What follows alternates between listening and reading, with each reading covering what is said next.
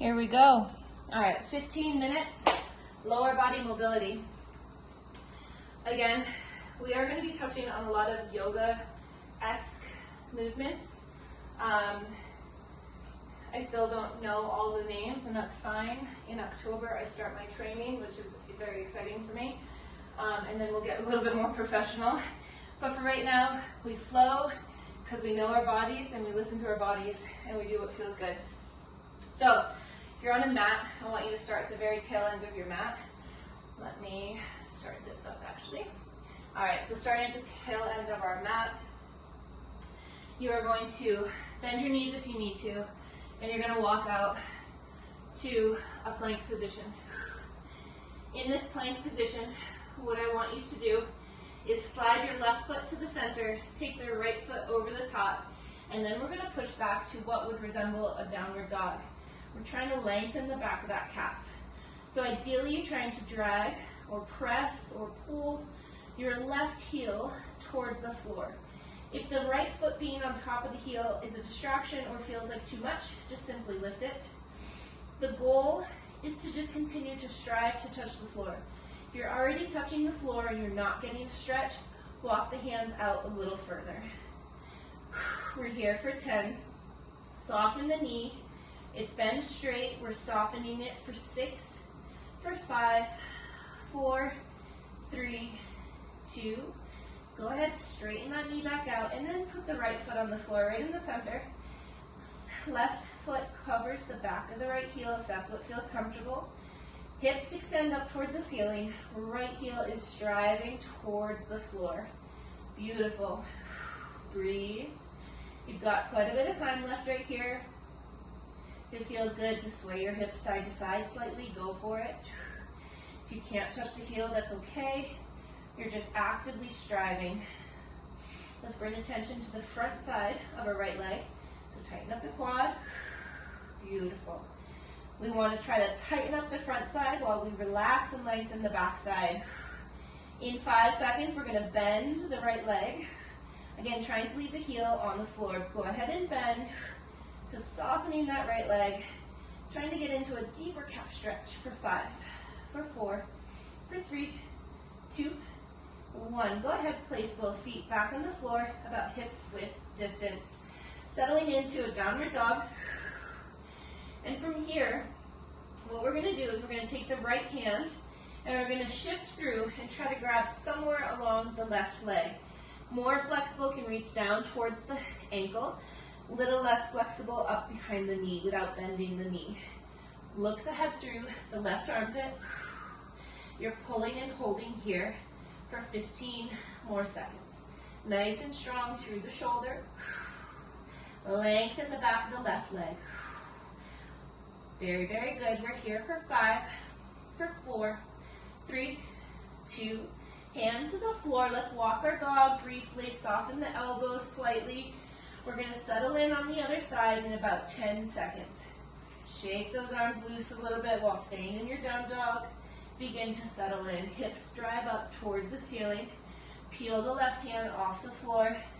Grab along the back side of the right leg.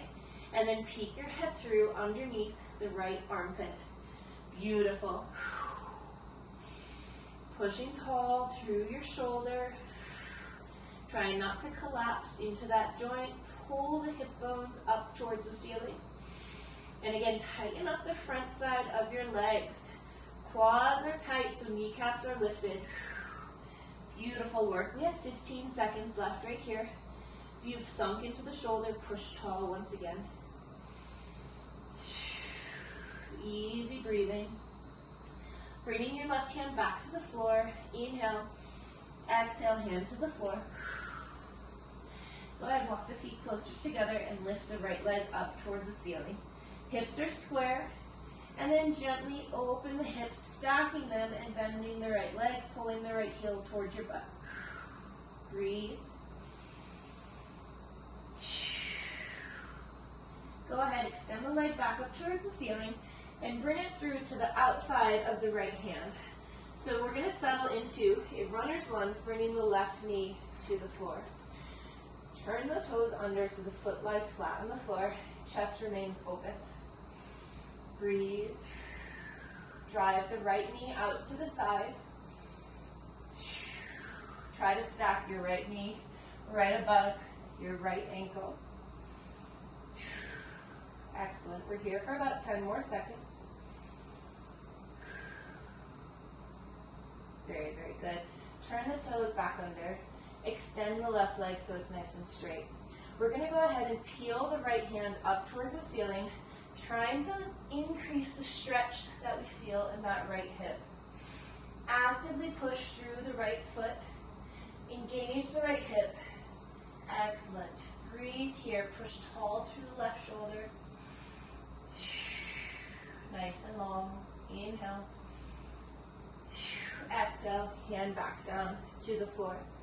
Go ahead and step the right foot back, landing back in down dog. Inhaling and exhale, following your own breath.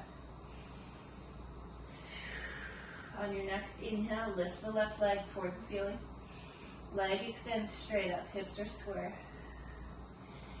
When you're ready, stack your hips, bend the left leg, pulling the left heel towards your butt. Active amount and equal amount of pressure through both hands. Breathing, opening up the front side of the body, lengthening the inner thigh of that right leg. Turn and extend that foot back up towards the ceiling. And as you're ready, bring the leg through, landing the left foot outside of the left hand, settling in to runner's lunge, bringing the right knee to the floor. Again, alignment-wise, we would like to try to have the left knee directly stacked above your left ankle, and we are exhibiting a bit of external rotation. Whatever you feel comfortable with, and our targets here are the back side of this hip, the inner thigh of that front leg. Possibly also a bit of action in that back hip. Beautiful. Breathing.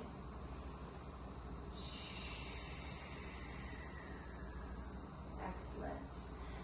Oops, I never turned my toes under so it's flat, but turn your toes so that they're active. Extend that back leg so it's nice and straight. And peel the left hand up towards the ceiling. Twisting into that left hip. Active gripping of the left foot on the floor. That'll help, right? If we create some internal torque or tension, we can increase the stretch that's happening. Beautiful. Inhale. Exhale, hand to the floor. And as you're ready, step that foot back, coming into downward dog once again. Excellent. From here, let's go ahead, come onto our knees. Nothing fancy here, just sit however you feel comfortable. If you don't feel comfortable on your knees, you can sit on your butt. We're just going to give our wrists a gentle roll out because we did just spend quite a bit of time on them. Now I'm going to set us up for what I call couch stretch, or what is called couch stretch. You can use a couch, you can use a coffee table, you can use any object that's going to be pretty sturdy. I'm going to demonstrate with a wall, which might be interesting as it'll be a front angle to the camera. But what we are doing is we are going to put our foot up against that back object, and then we peel our torso up, okay? So again, I'm gonna be using my wall. Use whatever you've got. If you don't have an object, we do know that we can come into this stretch by coming right here, grabbing the foot with our hands. If you have sensitive knees, go ahead and bring a pad on over. Okay, so the way that I like to get set up in this is I bring myself in very, very close, toes up against the wall or the object, and then from here, have a good day.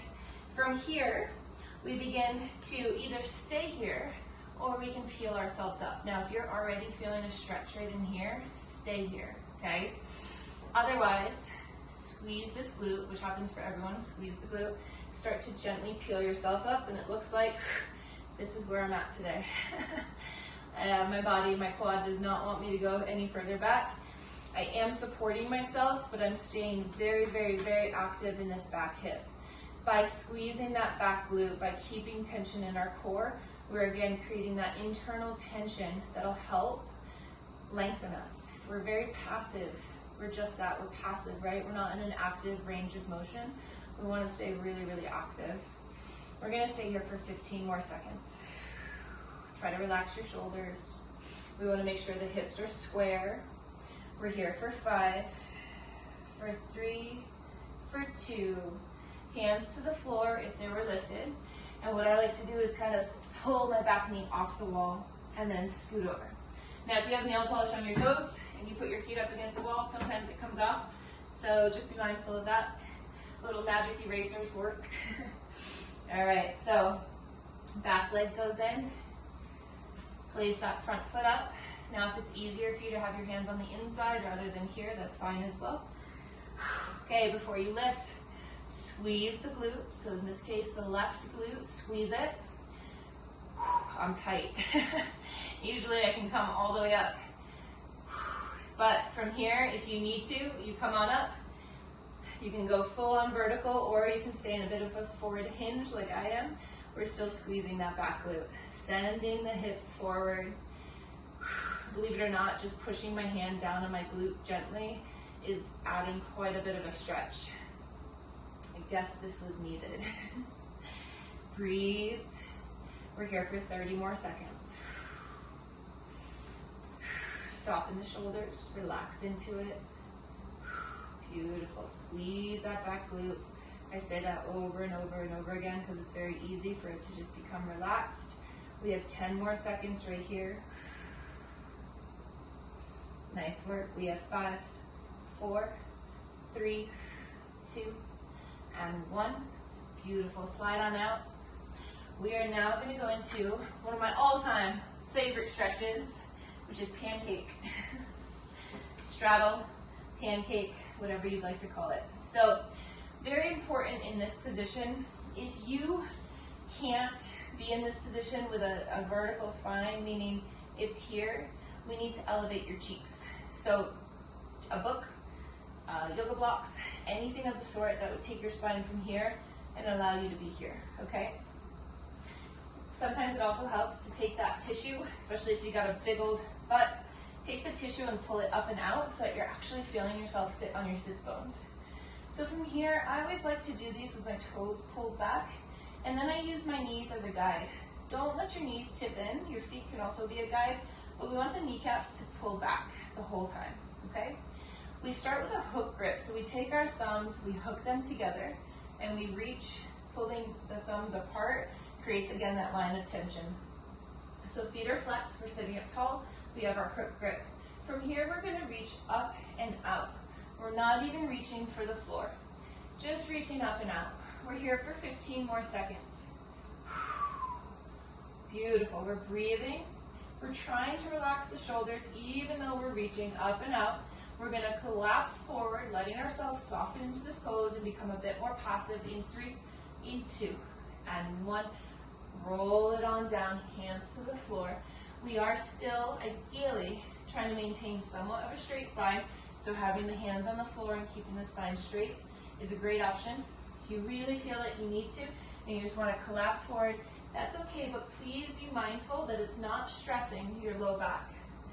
Keep pulling the toes back, knees open. We're here for 30 more seconds. Another thing that I like to do sometimes is take my hands and put them on the insides of my ankles and then kind of push my legs out as I try to lower on down to the floor. Beautiful. 20 seconds left right here. Neck stays super, super long. Beautiful work, everyone. We have 8 seconds left. Nice work. We have 3. We have 2. Peel on up. What we're going to finish with is just some lumbar work. Rolling onto your back, pulling your knees into your chest, rocking side to side. It's all connected, right? So we're working on that lower body mobility, but our lumbar spine is part of that, right? It's all connected, so we want to just give it a little love.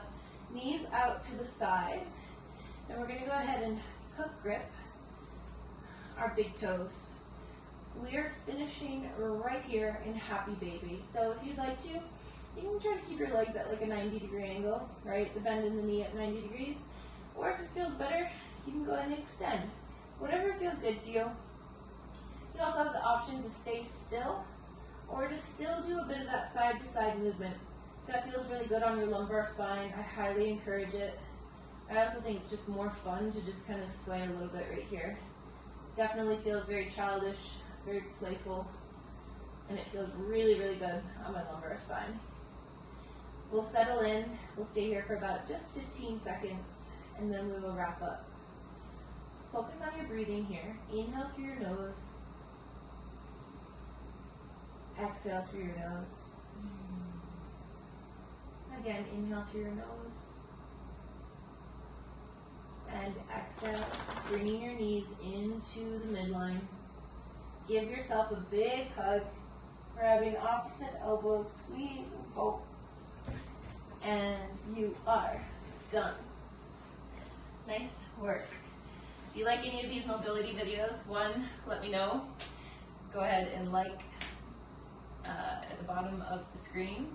Hit that little thumbs up button. And also feel free to just give me feedback via email or on Instagram. Yeah, if you haven't signed up for my newsletter, please visit my website, carriesullivanfitnessandwellness.com, and you will get a weekly email with all the schedule updates, any changes, any workshops, any options that are going on. Have a great day, y'all.